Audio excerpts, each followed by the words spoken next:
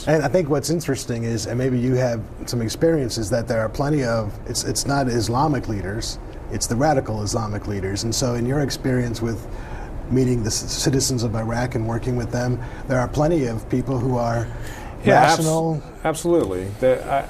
I loved the people of Iraq. They were very hospitable, very welcoming, but there were bad ones too. Right. But I can tell you, I have a dream to go back to Iraq in the future and take my family as tourists to show them where I spent a part of my life, a pretty significant part of my life, at least memory-wise. And I know that the culture in the Middle East is very welcoming to strangers. However, the radicalized element of it is a minority, but it's a big minority. If there's 1 billion Muslims in the world, I'd say 20% are radicalized, which is 200 million. It's a lot of people. And unfortunately, Saudi Arabia funds this type of Wahhabist notion. I mean, we saw the 9/11 bombers are all Saudis for the most part. That's where the money's coming to radicalize people, and it's not people from squalor. The guy from Nigeria was very well off. Right. This guy in New York Times Square was doing fine. We saw in the United Kingdom, the doctors were the ones that were part of the plot to blow up the subway system. So it's an ideology that is antithetical to Western civilization. We have to understand that and accept that and let it be known that they are our enemy. I use an example of 1942. FDR, he found 6 Nazi saboteurs on Long Island, captured them, had secret military tribunals, which are fine, very constitutional. We've done it since George Washington's time. Hung them all in 6 months. We got Khalid Sheikh Mohammed, the guy who blew up the World Trade Center, 3,000 lives on his hands, blood on his hands. We can't figure out where we're going to try the guy.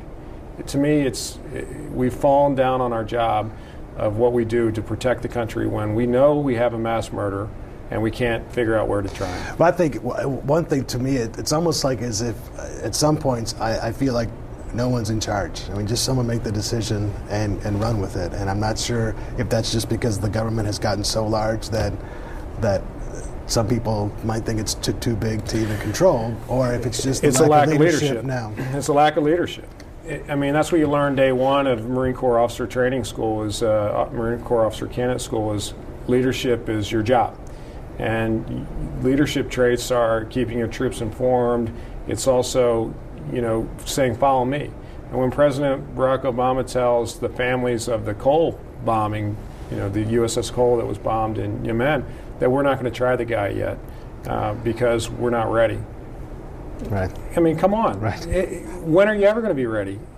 FDR knew how to try these guys. We should know how to try these guys. They are war criminals. Now, I can tell you, part of the responsibility falls on Congress.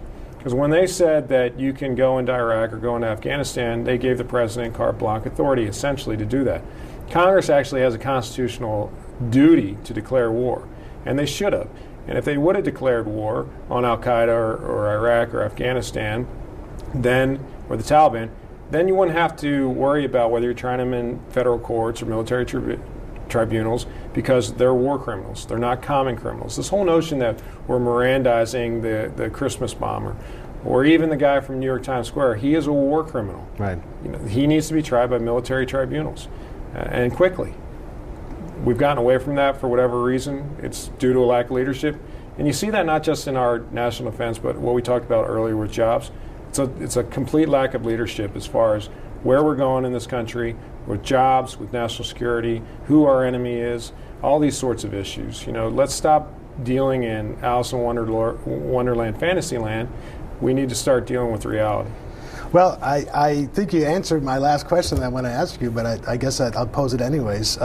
So what separates you from the opponents that you'll be facing both in August and maybe in November? Well, in the Republican primary, the similarities between us are only because we're Republicans.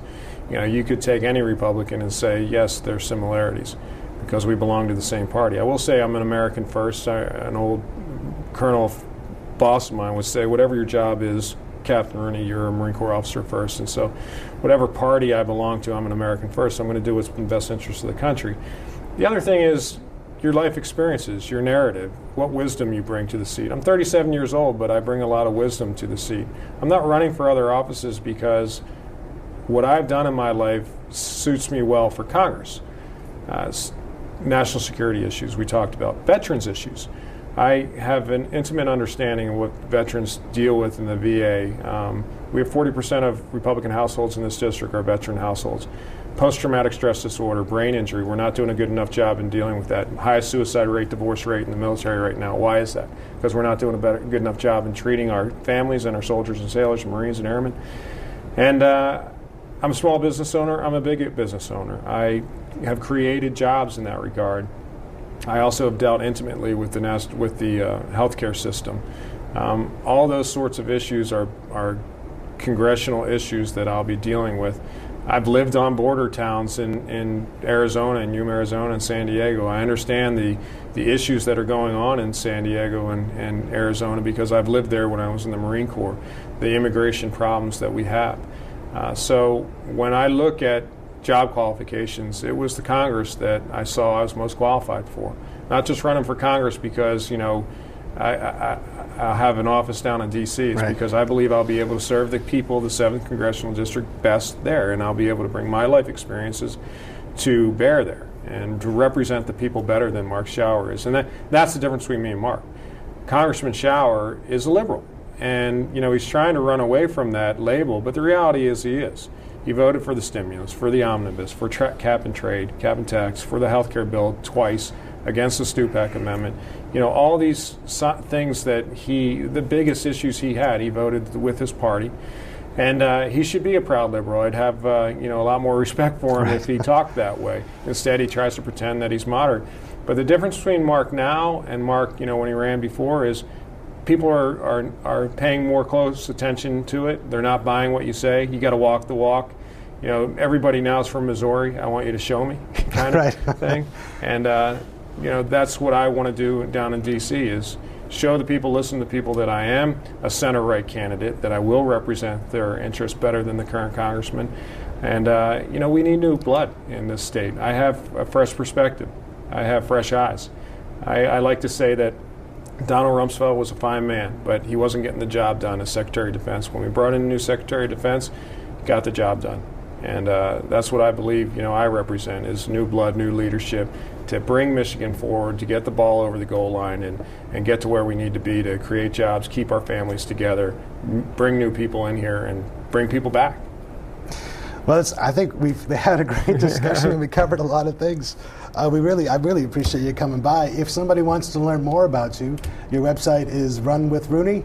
runwithrooney.com, and it's not just I'm going to run with Rooney.com, it's I'm going to actually run around the district and invite people to run with me during the week and get to know me better.